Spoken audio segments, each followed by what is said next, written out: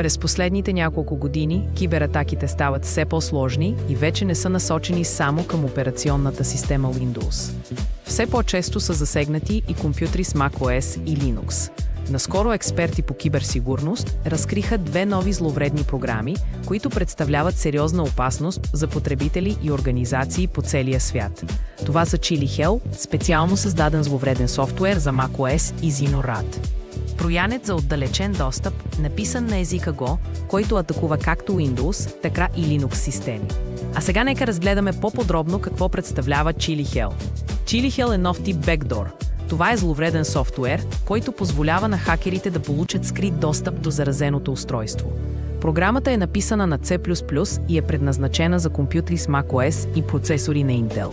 Открита е от екипа на Jamf Threat Labs, които свързват този зловреден код с хакерска група, наречена UNC 4487. Смята се, че тази група е активна поне от октомври 2022 година и е извършвала атаки срещу украински държавни сайтове. При тези атаки, посетителите са били пренасочвани към страници, които инсталират Chili Hell или други подобни вируси. Интересното е, че част от зловредния софтуер е била качена във VirusTotal. Това е платформа за анализ на вируси, още през 2021 година. Софтуерът дори е бил нотарифициран от Apple, което го е направило да изглежда напълно легитимен. След разкриването на заплахата, Apple е отменил сертификатите, свързани с вируса. Как работи Chili Hell? След като бъде стартиран на даден Mac, вирусът събира информация за устройството, осигурява постоянен достъп за хакерите чрез няколко различни механизма и установява връзка с сървърите на атакуващите, за да изпълнява команди. За да се задържи на системата, Chili Hell може да се инсталира като Launch Agent или Launch Daemon. Ако това не проработи, вирусът променя конфигурационните файлове на потребителя, като .z shrc, .bash profile и .profile, така че да се стартира автоматично при всяко включване на компютъра. Една от най-интересните техники, които използва, е така нареченият timestamping. Това е промяна на датата и часа на файловете, за да изглежда, че са създадени много по-рано и така да не будят съмнение.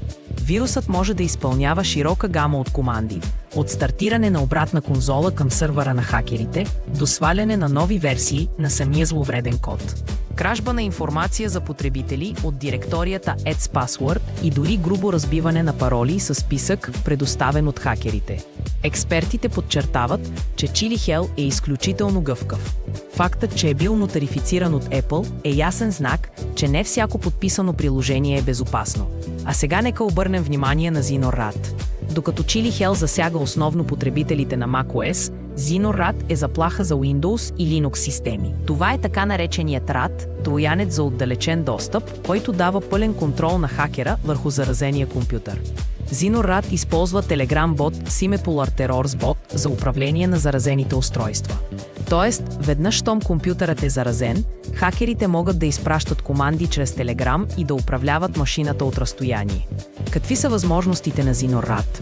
Зловредният код може да изброява и разглежда файлове и папки, да изпраща файлове към хакерите, да прави снимки на екрана, да стартира или спира процеси, да се добавя в системата като постоянна услуга, за да не може лесно да бъде премахнат, и да изпълнява произволни команди, зададени от атакуващия. Любопитно е, че версията за Windows е почти идентична с тази за Linux, но изглежда все още е в процес на разработка, тъй като използва механизми, типични за Linux. Според анализите, зловредният софтуер е дело на самостоятелен разработчик, вероятно от Турция. Част от файловете се разпространяват през платформата dosia.co, а следи в Telegram чатове показват, че авторът дори е тествал вируса върху собствените си машини. Какво означава всичко това за нас? Първо, никой не е в безопасност. Вирусите вече не засягат само Windows, но и macOS и Linux. Второ, подписите и сертификатите не са гаранция за сигурност. Дори софтуер, който изглежда официално одобрен, може да съдържа зловреден код. И трето, хакерите стават все по-изобретателни. Използват канали като Telegram за контрол и модерни техники за скриване на следите си. А как можем да се предпазим? Винаги инсталирайте софтуер само от надеждни източници. Обновявайте редовно операционната система и приложенията си. Използвайте антивирусен софтуер и решения за мониторинг. Проверявайте подозрителни файлове в платформи като VirusTotal.